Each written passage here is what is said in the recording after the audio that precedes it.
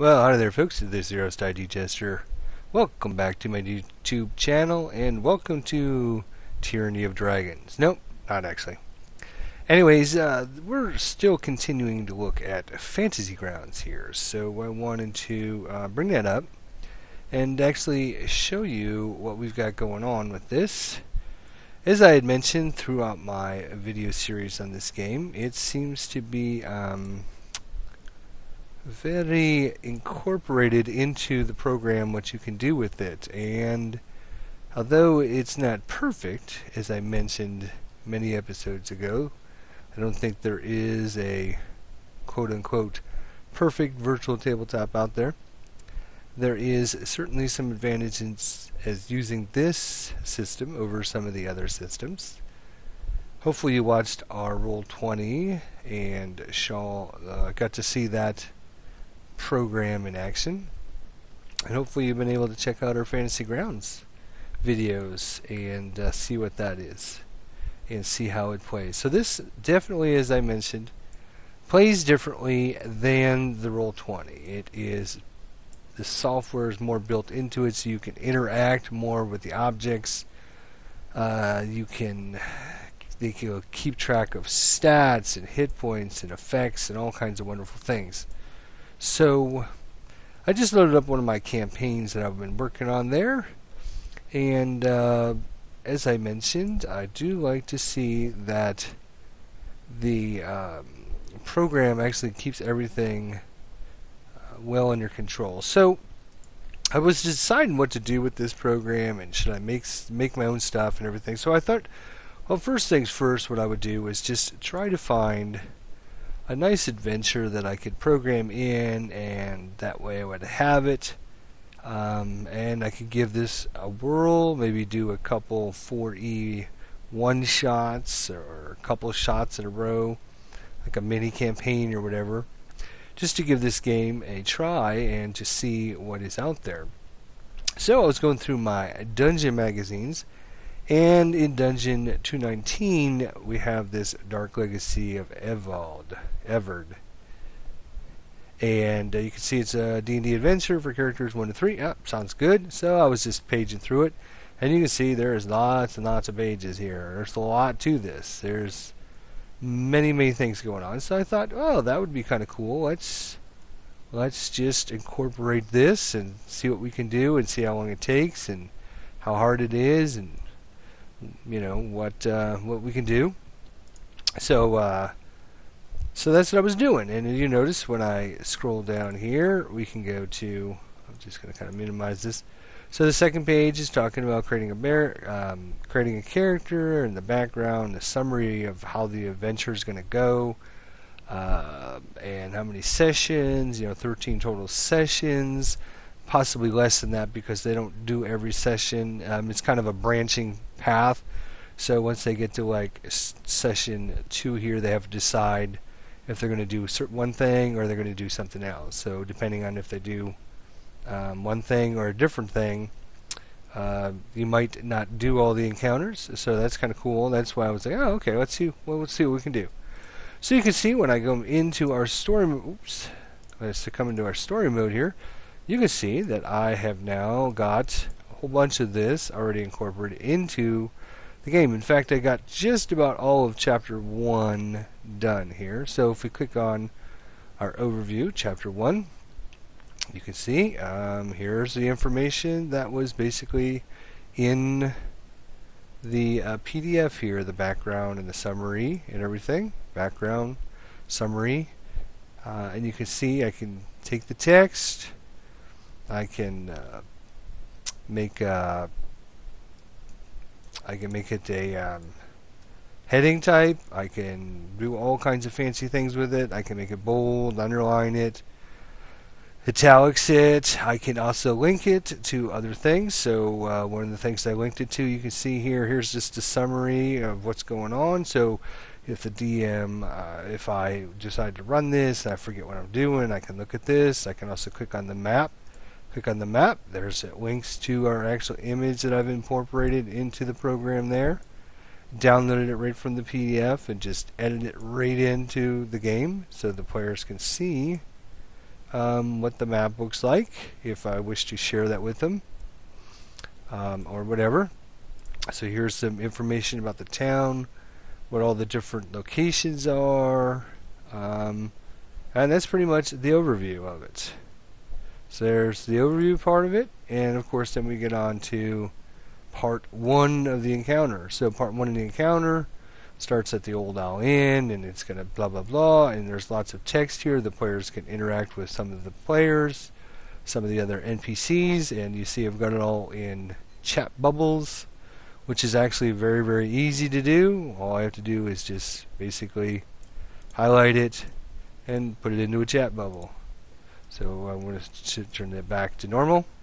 When I'm ready for this player to speak, all I have to do is click on the little bubble, and you can see all the information comes over here for all the players to be able to read what is going on.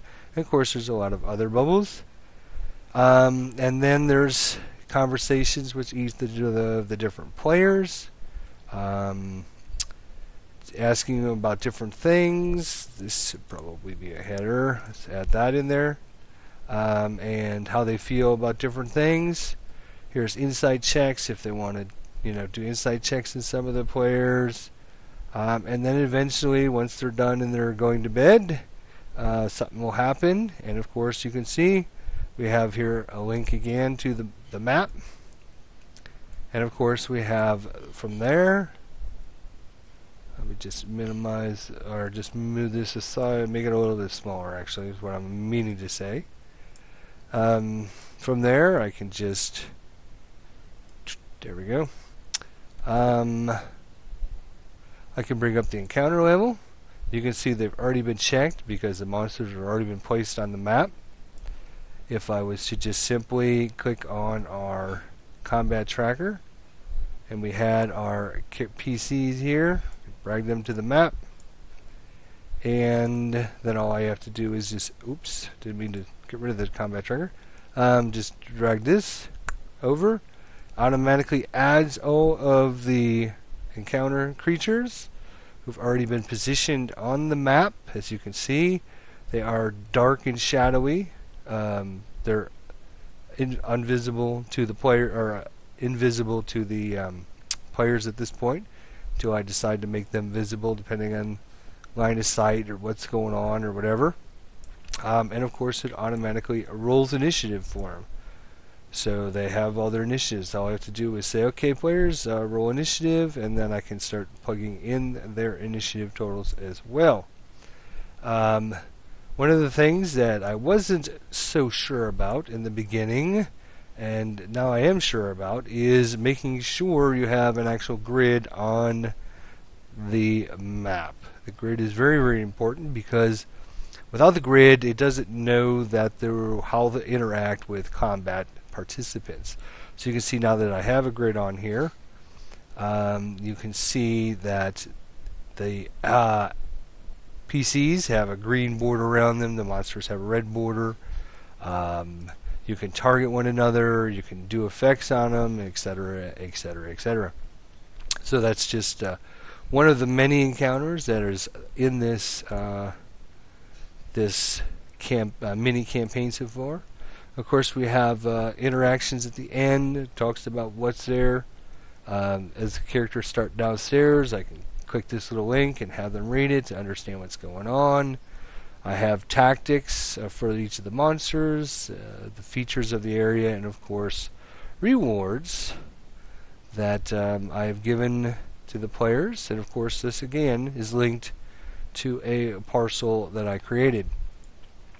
And of course this is just part 1, or maybe one session of playing.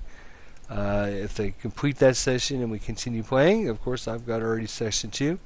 Basically again the same outlining, kind of the information that's going on, highlighting the different things. Let's change this over to a header. There we go. Let's actually change this one to a header as well. Exploring the town, if they meet people, here's what's going to be said. And then of course they have to make a decision on whether or not they're going to do one thing or they're going to do the other thing, and based on what they decide to do, they either go to 2A or they go to 2B. Let's say they choose Part A there, then again set up with all the maps, all the encounters, all ready to go. So I am quickly and easily able to just go right through this, or I'll have access to it. Once I get this finished up, I will actually be able to save it as a module, so I can load this module anytime I want.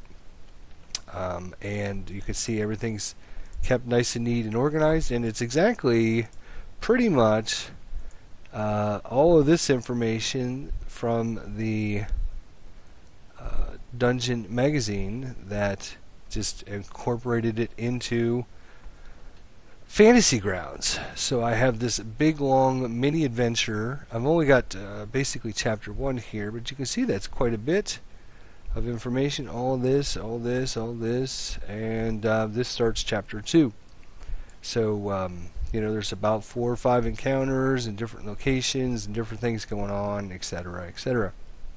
And the way Fantasy Grounds is able to link and have you create things back and forth, and if I wanted to look at session 2 ahead of time, or maybe I want to look at session 3 and see what might be coming up, I can review it at any time and just get an idea, read it over as the players are talking, whatever I want to do. Just wonderful way of keeping track of all of the information. Excellent. So one of the things I was showing you before, actually, if we look at, oops, I think I closed that PDF. I didn't mean to. I'm not sure why I did that. Keep doing that by accident. I'll just bring it back open here. What was it? 219. There we go. Oops. So as I started programming and putting this information in, unfortunately for me, some of these creatures didn't make it into our scrape of the D&D DDI information. And I think that's because some of the creatures were inputted later on. This is like one of the last dungeon magazines that came out. I think dungeon number 221, so like two months later.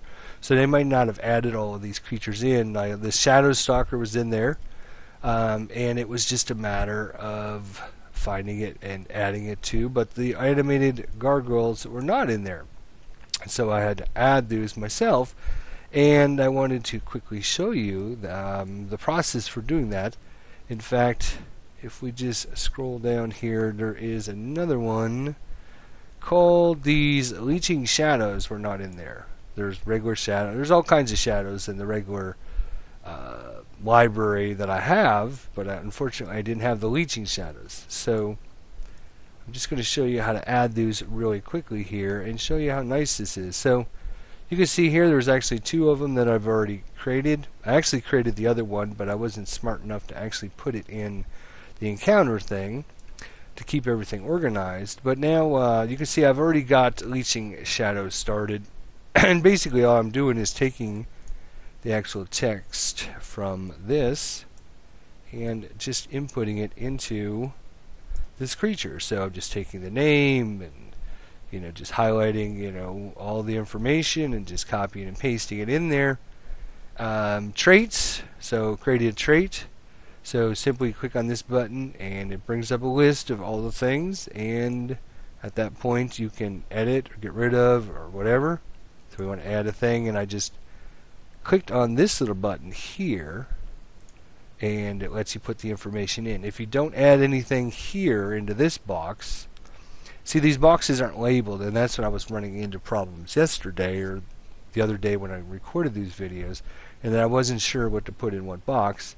Now I'm a little more familiar because these boxes aren't labeled. I know what I should be looking for and how to create them. So if I don't put anything in these boxes, it creates it as a trait like this one here. And you can see as a trait we've got the Born of Shadows. Shadow can make a stealth check to become hidden, yada yada yada. So but you can see now we don't have any his standard action here. We did end up putting in his skills and strength and alignment and all that stuff. I mean, that's just a matter of clicking on the box and typing a number in.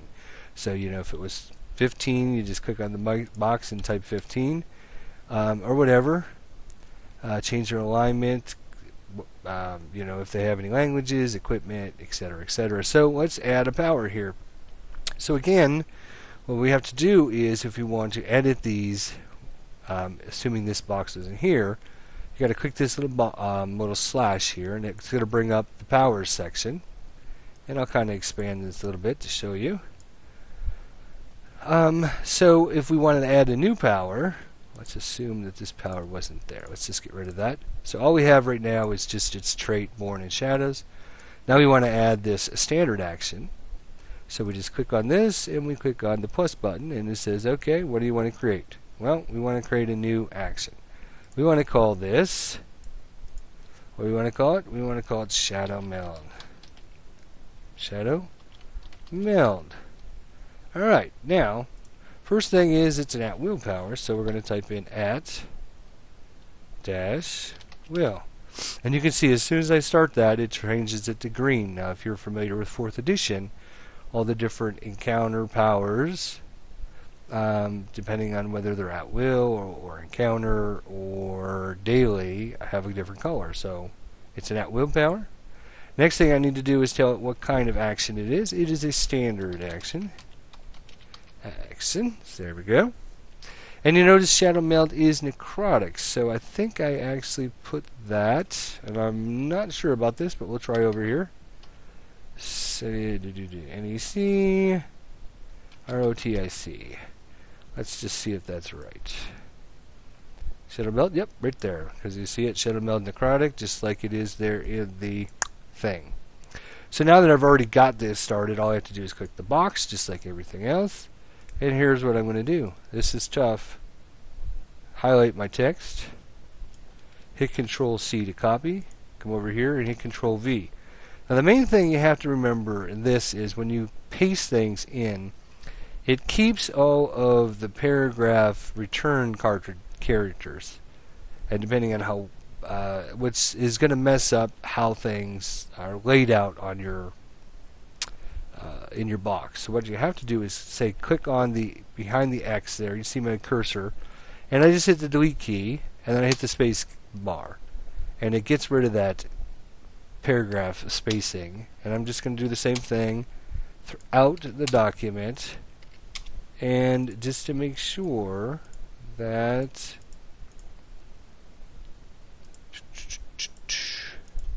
now this is going to be difficult because and takes ongoing 4 necrotic damage is a this is text that Fantasy Ground says, oh, this is important, I need to be able to let you do something with this text.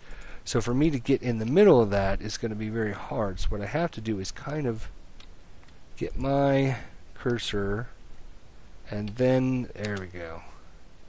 Alright, and so you have to kind of get your cursor in a spot, and then you can use your arrow keys to kind of move up and down. Alright, once I get that inputted, I can just close that, and in fact close this as well, and you can see our Shadow Meld necrotic at will is set up just like the character out of the actual PDF.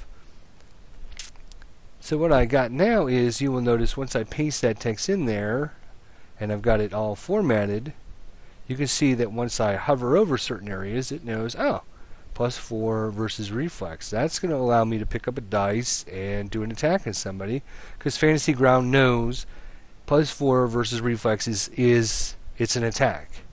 Here's damage, 4 necrotic damage. Same thing, I can pick it up and just bring it down and do damage to somebody. And what else do we have here?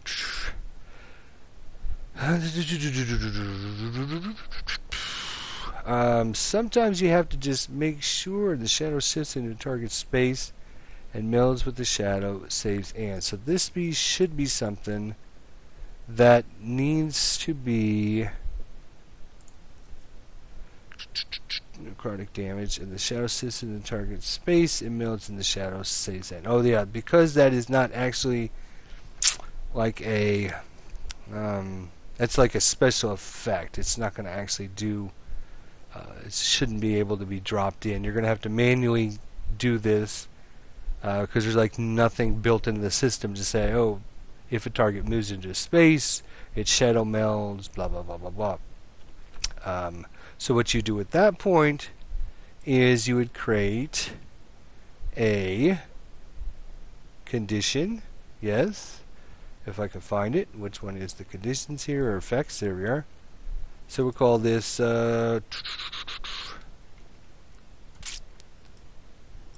shadow meld.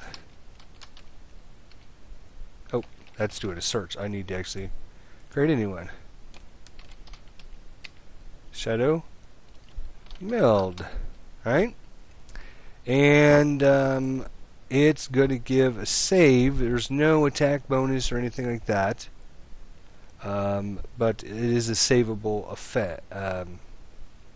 Grants a target, melts at the shadow save ends. Okay, so that way, if it was given, say, a +2 to damage or a +2 to attack, I could just, or -2 or +2, whatever.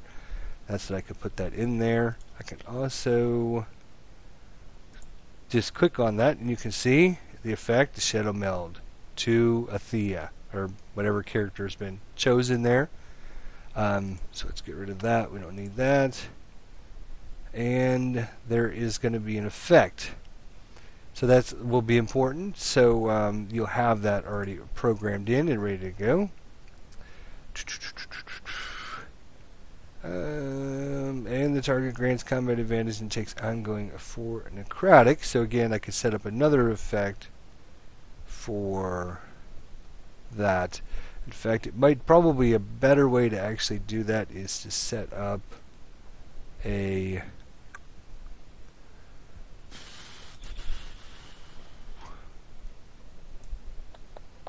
let's see if a modifier might help. No, that's just going to give us a plus or minus to attack or damage or something like that. Mostly attack, like if you're prone, behind cover, -2 because you're attacking somebody other than the person that marked you, whatever. You can put the modifiers in there. So yeah, this one's going to be a little interesting. We'll look at the other creature here, but basically I'm just showing you how to create your creature there. Again, if you had another power, it would just come here and click on the little slash. From the slash, once you hit the slash, it activates all of your current powers. And if basically this is like a spinning wheel, if I click it, it'll ask me, "Do you sure you want to delete this?" If I click it again, it'll delete it. So that's how you delete powers. If I wanted to add a power, obviously I would click on the add item power there. And anytime I want to modify, I'm just going to click on the square just like I would normally do that.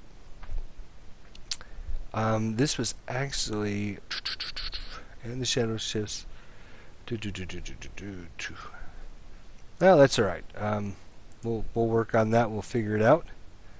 If we look at, and now that I've got this saved, anytime this leeching shadows shows up throughout this encounter, I can simply just go to my NPCs and click on them and drag it over there. But of course, for leeching shadows, you notice it doesn't have an icon there. So what we have to do is, you can see I've already created an icon, leeching shadows. So I will just associate that icon with that. So whenever it gets dragged into an encounter, it is ready to go. And of course, I could lock this so nobody can, I can't change it, so it's not going to mess it up or anything like that. Excellent.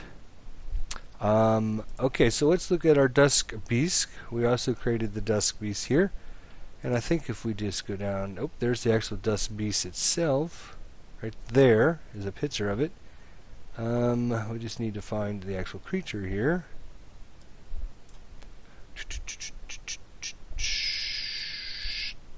Nope, that's not it. Where is it? Just to show you. Okay, let's make it big.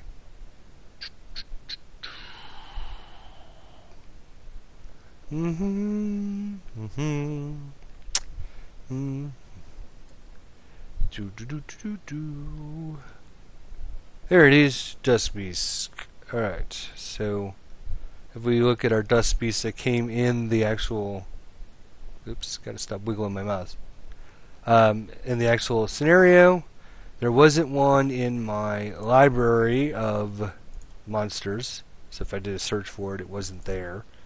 So I manually created it myself. Just basically took the information from right here, just programmed it in, added a trait, added a couple of standard actions, added a triggering action. This one added a triggering action, same thing, other than you're just going to come down here instead of standard action, you're going to put it down as triggering action. And again, because Fantasy Grounds is a really powerful, important piece of software, you can see I could just +5 versus Sortitude. I could take that and drag that over to the dice tower and roll it, or I could drag it on top of a monster or whatever. Of course, I can do the same thing with the damage, 1d6 + 4. And of course, I could knock someone prone by just taking this and dropping it on the figure on the map, or adding it to the person in the combat tracker, so it would knock them prone. So excellent. And you know, this only took me just a few minutes to basically add this creature in. So adding your own interesting creatures into your encounters, very easy to do. And like I said, the important part is that the fact that Fantasy Grounds understands that these aren't just words. These aren't just attack melee 1, and then I've got to figure out, okay, it's a +5 to armor class, and then I got to figure out how to roll that and everything. It's nothing like that. Fantasy Grounds knows that, hey, this is an attack because it's +5 versus armor class. Hey, this is damage because it's a hit and it does damage. This is an effect. It's going to knock someone prone. In fact, if we...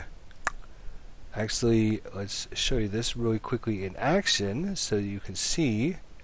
If we go back into our story mode and we'll look at the Streets of Shadow, I just happen to know that that one is a encounter that has the Dusk Beast.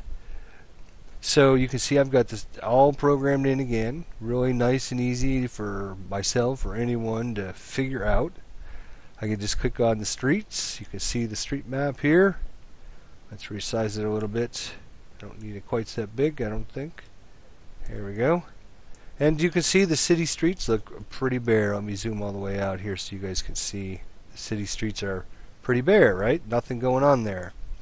Well, I simply come to our combat tracker here, and let's delete all of the old monsters that I was testing things on. And just a matter of clicking on things. But we do have our PCs here. We have two new PCs, actually. We have Feral, our half-elf and druid male, and Althea, which is an Eladrin wizard, actually. Mage. No, wizard, mage. Whatever she is. Anyways. So these are the two characters I just built in the builder and just imported. Got some tokens for them and everything. So I can just simply drag these guys to the mini-map. Again, I've already sized the map, put the grid on it so that when characters or anything is added to the map, it's automatically ready for combat. Very important step that I've kind of been stumbling over, but it just took a little bit to figure that out. If I actually bring up the encounter, I can actually see what the encounter is. I left that information in here. I know there's 3 Dust Beasts, 2 Leeching Shadows, and a Shadow Bolter. I can click on that, and you can see, oh, look at that. Check, check, check, check, check. They've already been assigned somewhere. So all I have to do is click on the combat tracker and drag over our little link to this encounter. Let it go, and of course it adds all the creatures and rolls initiative for them, and you can see them here in the faded out, so the players don't know where they actually are yet. Because what I might want to do, I could just close this box, and what I'm going to do here is do not place the Shadow Boulder on the shadow during setup. The characters don't see the dark one from their starting position, and the shadows are not visible. They emerge from the shadows of the buildings during their turn. So, of course, there's little bubble text that I can give them, yada, yada, yada. Here's their different tactics and everything. So what I'm basically just showing you is that our little dust beast here, will make him visible, and we'll make the other one visible, make him visible, and the other ones we won't at this point. And of course, I'm just going to drag up the. Actually, what I need to do is roll initiative for these guys. I'm just going to say this Pharaoh rolled a 20, and Athena rolled a 15. Whatever, that's fine. And so combat starts, which Leeching Shadow, but he's not in it. Yada yada yada. You just move through. But basically, what I'm trying to show you is that. Let's say Pharaoh moves up here, and let's see, 1, 2, 3, 4, 5, 6. So he moves there. So now it is, let's say it's Dust Beast number 2's turn. So he moves 1, 2, 3, 4, and he's going to do his attack, right? So here is this little sheet that we created. Remember, this was not in the game.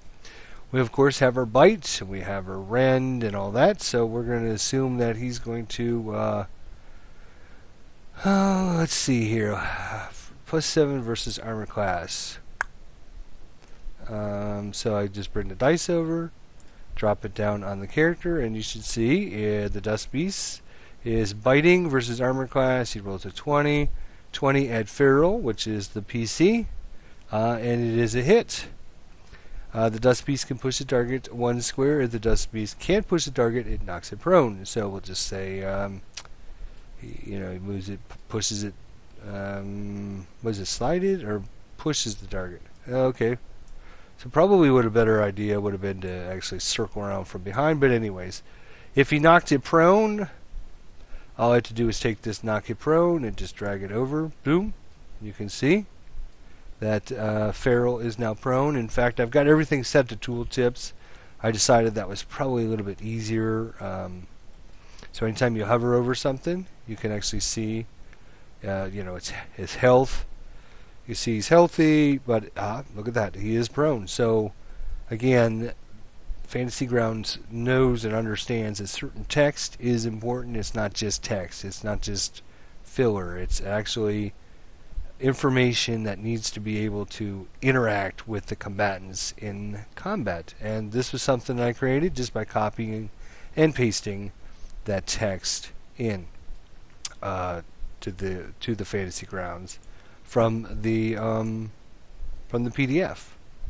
So again, what real cool ability, a really good function of having this where you can store, create all your stuff. I've got probably here, this probably took, it doesn't take that long to create. It's actually pretty easy because all you're doing is copying and pasting text. Once the text gets in there, you just have to go in and say, okay, this I got to highlight this text, and I want to make that a chat bubble. I want to make this bold. I want to make this a header. I want to make, and then you have to get rid of your carriage returns, which is kind of the, hard thing. Underlined anything that's like a skill check, I'm going to underline just so it's easy for me to look at this and say, oh, okay, it's a 12 insight check. Make it bold, underline it. I've got it all linked. I had to make some monsters. I had to actually make icons, obviously, for the Dust Beast and the Leeching Shadows. So, I mean, all in all, I would say, if we go back to the story here, this probably took me 8 hours of time, real time, to create this. And that's 1, 2, 3, 4, 5, 6, 7. And so there's like 8 parts, and maybe about an hour apart. And that's just taking the mini maps and adding the monsters and creating the monsters. I actually had to go into our items here and create some parcels. You can see I've got some rewards here. They're already linked into our different, if we go to the old All In, Where is the old all-in? That's part 1. Down at the bottom here is the reward. So I can take that and drop that into the player's party sheet here under XP, under rewards. So you can see if I do that, draft it in there, you can see that there it is, there's what they got. I got a potion of healing. So I love how that this keeps track of all that information. It lets you adjust it, lets you modify it, but still keep things organized, linked together. If you wanted to look up any of the rules or anything, of course, you go in your library and look up information about, let's see, it was a druid. Let's look at the druid class and get some information and see what's in there. So all the information about the classes is already... Can I move you? Hello? There, okay. All the information about the classes, if you have a question about one of their powers, or one of their abilities, when you're not wearing heavy armor, you get a +1 bonus to your speed. Oh, there it is, right there. Boom, boom, boom. And so you can look up that information anywhere, anything that's important for you to be able to do. So that's just kind of an overview of what's been going on with Fantasy Grounds. I've got one more thing I need 4B to put in, and this will be completing Chapter 1, and I will save it as a module, and then I'll show you what that means during the next episode, so that way I could then load up that module anytime I want and have access to this storyline. I could even share it, or give it to people, or sell it, or well, I don't know, whatever you wanted to do with it, you could do that. So I'll show you that next episode when I finish Part 4B. In fact, I might even show you how easy it is to add in a section during the next episode. So thanks so much for watching. Again, this is Fantasy Grounds. Leave your thoughts, comments, suggestions, information, and what you think of this below, and I do respond back to all of the posts, so be sure to let me know what you think, and we'll see you next time, folks. Thanks for watching.